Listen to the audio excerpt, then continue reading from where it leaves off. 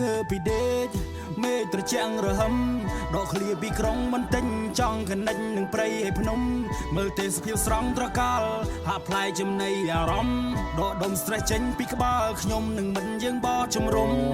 សាថ្មជីវិនកុំកិនច្រើនពេកប្រយ័ត្នវាឆាំខូចស្អែកមិនទាន់ហូបពេលឡើយអ្នកកិនច្រើនហើយកិនតាំងពីតូចចូលមើលថ្ងៃចិនរាំងជាបន្លឺភ្លឺមេឃបតក្រូចទេសភាពស្រងខ្មែរយើងបើតួជាស្រងណាចិនដាព្រៀបមិនដូចងើបពីប្រឹងដាំទឹកឆុងមីម៉ោង7 ឃ្លីកាហ្វេពូម៉ា3ណែម៉ូតូ2កាមេរ៉ាមួយ selfie all day សុំមីនមរគីថាគ្នាខ្ញុំគឺសប្បាយ always ផ្លូវចិនផ្លូវឆ្ងាយមិនខ្វល់តែតាណាក៏ដល់ទៅកៅអៅមកកាផ្លេ